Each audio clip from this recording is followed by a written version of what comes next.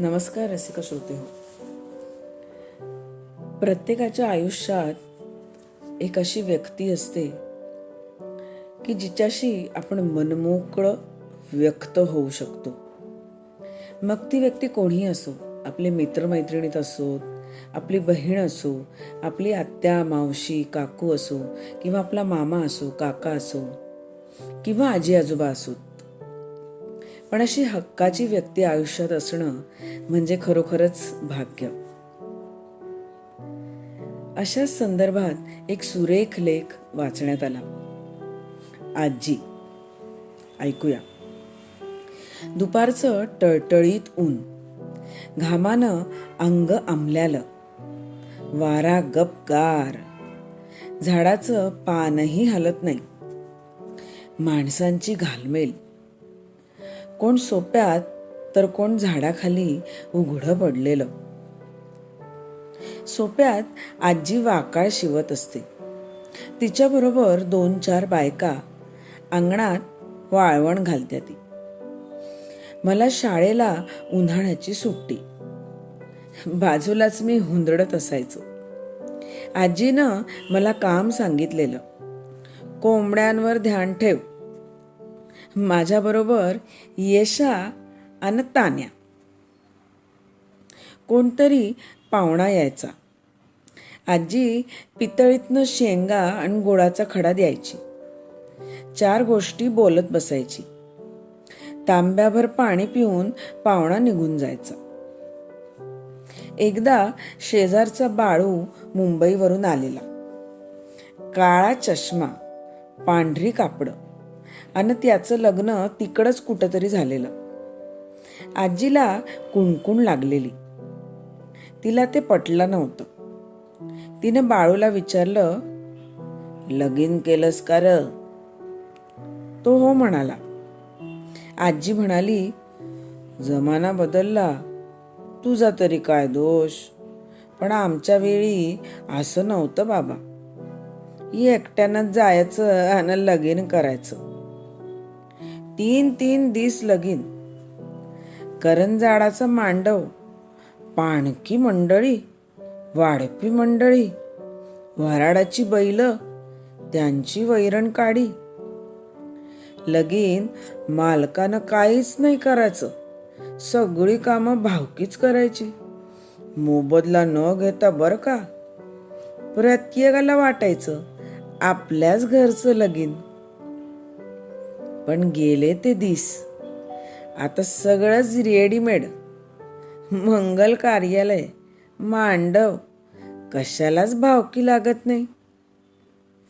पत्रिका देतानाच सांगतात, नुसतं तांदूळ टाकायचं, लगेच जेवायचं आणि काही बी द्यायचं बी नाही, काही कामच नाही. त्यामुळे माणसांची गरजच उरलेली नाही.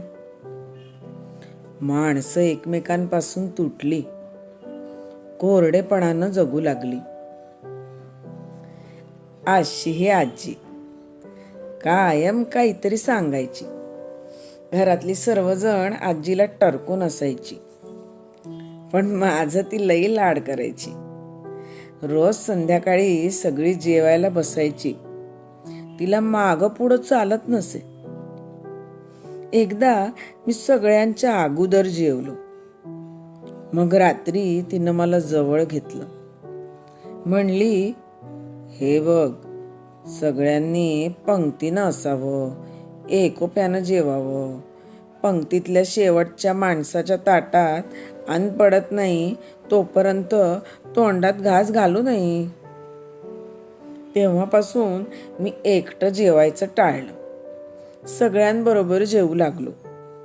बाहेर कुठं गेलं तरी शेवटच्या माणसाकडं माझं ध्यान जातं. एकदा मामा आले होते. त्यांनी येताना वांगी आणली होती. मला पिशवी मोकळी कर म्हणले. मी पिशवी मोकळी करून परत दिली. मामा परत गेले. आजी झोपली होती. मामांनी झोपमोड केली नाही. आजी उठल्यावर तिला मामा येऊन गेल्याचं कळलं.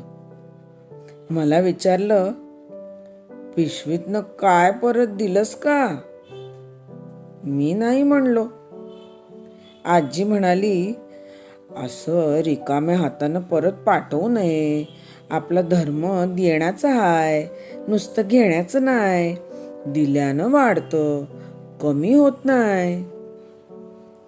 शेतात पसाभर पेरलं तर सूपभर पिकतं, सूपभर पेरलं तर पोत्यानं उगवतं, आणि पोत्यानं पेरलं तर खंडीनं उगवतं बघ. दारात वासुदेव येतो, त्याच्या झोळीत सुपातलं धान्य ओतलं की तो पसाभर परत सुपात टाकतो. माहेर वाशिणीची ओटी तांदळानं भरली की मुठभर तांदूळ ती परत देते. पूर्वी विहिरीवर मोट असायची, ती पाण्यानं भरून येताना बरंच पाणी माघारी पडायचं. मग इंजिनं आली, त्याची पण एक पाईप माघारी पाणी सोडायची. आपली संस्कृती माघारी देण्याची आहे, नुसती घेण्याची नाही. आजी असं बोलत असायची. फारसं कळत नव्हतं, पण कानाला गोड वाटत होतं. आजीला जाऊन बरीच वर्ष झाली आता. कधीतरी मी आजीचा काळ सांधण्याचा प्रयत्न करतो, पण कोरडेपणा जात नाही. माणसांची ताटातूट बघवत नाही. पैसा अडका असूनही कफल्लक वाटतंय. भवताली श्रीमंती, पण आतून दारिद्र्य. काहीतरी हरवल्याचं शल्य. हरवलेलं शोधण्याची जीव घेणी धडपड. ऊर फाटेपर्यंत पळणं. नेमकं काय हवंय माहित नाही, कुठपर्यंत पळायचंय तेही माहित नाही. यंत्राच्या चाकासारखं धड सुट्ट होता येत नाही, धड थांबता पण येत नाही. आज राहून राहून वाटतंय, आजीचा काळ आणि जगण्यात ओलावा पुन्हा कधी येईल का? खरोखरच रसिक श्रोते हो, अगदी मनाला भिडणारा आणि विचार करायला लावणारा हा लेख. खरोखरच पैसा आज असेल तर उद्या नसेलही, आणि तो आपल्याला कमवता सुद्धा येईल. पण माणसं आणि नाती, ती एकदा हरवली की पुन्हा कमवणं आणि जपणं आणि पुन्हा वाढवणं थोडंसं कठीणच. पण हे करावंच कशाला? त्यामुळे माणसं जपूया, नाती जपूया. कसा वाटला हा लेख? आपल्या प्रतिक्रिया कमेंट बॉक्समध्ये लिहायला विसरू नका. मनापासून धन्यवाद.